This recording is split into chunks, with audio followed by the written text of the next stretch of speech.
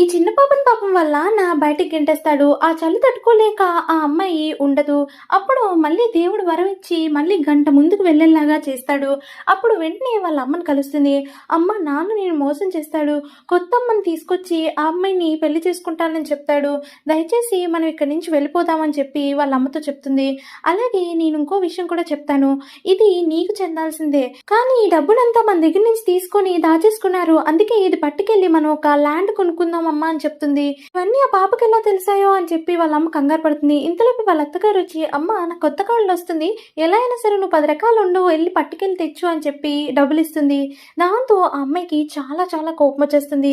అసలు ఏమనుకుంటున్నారు నా గురించి, ఎలా అయినా సరే డివోర్స్ తీసుకోవాలి అని చెప్పి అనుకుని అతని దగ్గరకు వెళ్తుంది. ఇంతలోపే రెండో పిల్లంతో వాళ్ళ ఆయన వస్తాడు. అలాగే ఈ బాబు కూడా నా బాబే అని చెప్పి చూపిస్తాడు. అలాగే ఇప్పుడు నుంచి నువ్వు ఇక్కడి నుంచి వెళ్ళిపోవచ్చు అని కూడా చెప్తాడు. దాంతో ఆ అమ్మాయికి ఇంకా ఇంకా కోపం వచ్చేస్తుంది. నేను ఇక్కడి నుంచి వెళ్ళిపోతాను నా పాపని తీసుకొని అని చెప్పి డివోర్స్ పేపర్స్ మీద సైన్ చేసి వెళ్ళిపోదాం అనుకుంటుంది. అలాగే చెప్తుంది మీరు నన్ను కోల్పోయారని చెప్పి అమ్మాయిని తోసేసి అక్కడి నుంచి వెళ్ళిపోతుంది. ఇంతలోపే వాళ్ళ అత్త వచ్చి మనల్ని మోసం చేసింది, మన ఆస్తంతా తన పేరునే ఉంది, అలాగే తను ఇప్పుడు డివోర్స్ కూడా ఇచ్చేసిందని బాధపడుతుంది. సబ్స్క్రైబ్.